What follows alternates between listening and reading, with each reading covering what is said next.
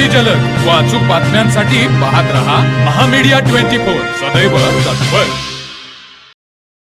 शहरात तापमानाचा पारा घसरला असून कडाक्याची थंडी पडू लागली आहे. अशा कडाक्याच्या थंडीत पांघरूण न घेता बाहेर रस्त्यावर झोपलेल्या गरजू व्यक्तींना श्री रेणुका देवी दरबार जांभळी यांच्या वतीने जयसिंगपूर शहरामध्ये ब्लँकेट वाटप करण्यात आले.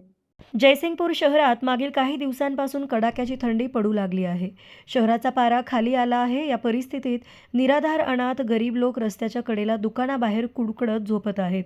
तर काही व्यक्ती बस स्थानक, रेल्वे स्थानक एवढेच नव्हे तर सार्वजनिक चौकामध्ये जागा मिळेल त्या ठिकाणी रात्रीची झोप घेऊ लागले आहेत. दरम्यान यांची कडाक्याच्या थंडीमध्ये होणारी स्थिती लक्षात घेऊन श्री निशिकांत शिंदे दादा आणि श्री रेणुका भक्त यांनी रात्रीच्या वेळी शहरातील बस स्थानक, सरकारी हॉस्पिटल, सार्वजनिक ठिकाणी तसेच रेल्वे स्थानक येथे जाऊन कडाक्याच्या थंडीमध्ये झोपलेल्या गरजूंच्या अंगावर उबदार ब्लँकेट पांघरून त्यांना मायेची ऊब दिली.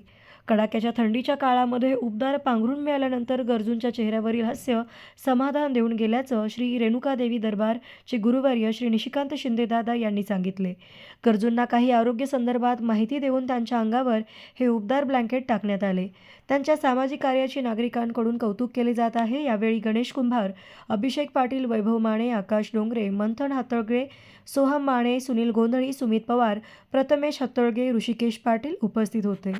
तर मग चला सबस्क्राईब करायला विसरू नका महामीडिया 24 न्यूज चॅनलला. महामीडिया 24 सदैव तत्पर.